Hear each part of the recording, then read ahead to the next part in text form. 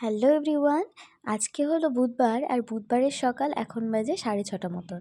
সকাল সকাল উঠে পড়েছি কারণ আমার বড়মশাই যাবে অফিসে, আর ছেলেকে নিয়ে আমাকে যেতে হবে হচ্ছে স্কুলে।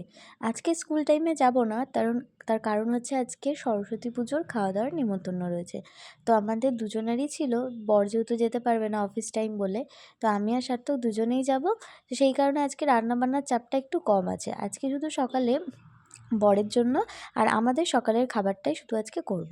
তো সবার আগে নিজে ফ্রেশ হয়ে নিলাম, আর ওপর থেকে বাসি নাইটিটা ছেড়ে আসি। এখন আর দাঁতটা মাজার সময় থাকে না, আর আমি সকালে সেভাবে কিছু খাই না বলে আমি দাঁতও মাজি না। তো পরেই ব্রাশটা করে নিই। তো এখন এই যে চালটা ধুয়ে নিলাম, চালটা ধুয়ে নিয়ে তার আগে চাটা করে ফ্ল্যাক্সে রেখে দেবো ওর জন্য। তারপরে ভাতটা বসাবো। আজকে সকালে রান্না করেছিলাম হচ্ছে ভাত, একটা ডিম সেদ্ধ দিয়েছিলাম, আর ভেজ ডাল ছিল গতকালকের, আর সার্থকের জন্য একটু মুসুরির ডাল করেছিলাম, আর একটু আলু ভাজা করেছিলাম।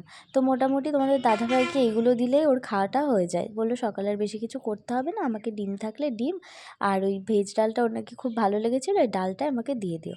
আমিও বললাম যে দেখো বাসি ডাল খাবা, বললো না না অসুবিধা হবে না, ভালো লাগছে খেতে। আর ডালটা ভালোও ছিল, ফ্রিজে রাখিনি কিন্তু ভালো ছিল। তারপরে এই যে আলু কেটে নিচ্ছি, তো আলু ভাজাটা বসিয়ে দেবো, আর আলু ভাজাটা বসিয়ে দিয়ে আমি বাদবাকি কাজগুলো সেরে নেবো। আর ওদিকে দেখো ভাতটা অনেকক্ষণ আগেই বসিয়ে দিয়েছি, আলু কাটার অনেক আগেই, তো ভাতটা কিন্তু প্রায় হয়ে এসেছে। চালটা যদিও বা আমি না বুঝতে পারি না, ওই জন্য আরেকটুখানি রেখে দিই, তারপরে কিছুক্ষণ একদম লো ফ্লেমে রেখে তারপরে একটু পরে আমি ভাতটাকে নামিয়ে দেবো।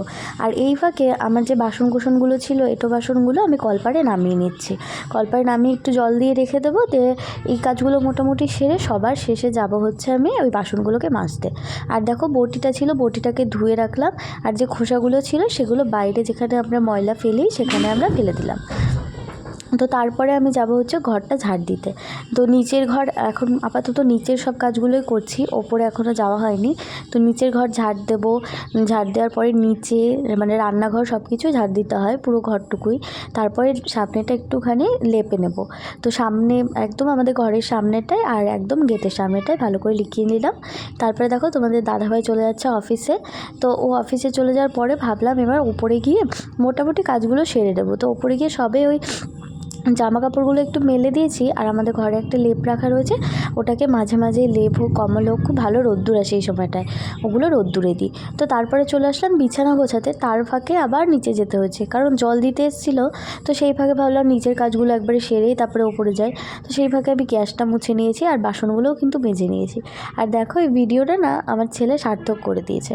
তো তারপরে ভাবলাম এরপরে ব্রাশটা সার্থককেও ব্রাশ করিয়ে দিই, আমিও ব্রাশ করে নিই, আর সেই ফাঁকে কিন্তু বেসিনটাও পরিষ্কার করে নিয়েছি।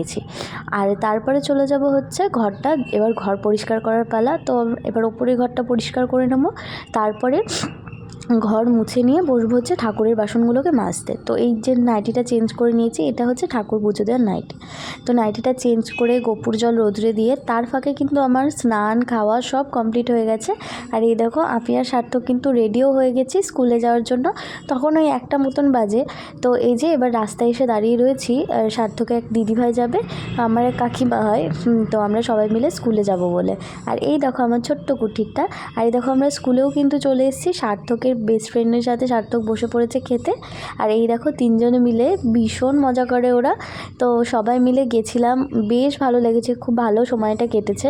তো তোমাদের ব্লগটা কেমন লাগলো অবশ্যই জানিও, আর যারা এখনও চ্যানেলটা সাবস্ক্রাইব করোনি তারা ঝটপট করে সাবস্ক্রাইব করে দিও।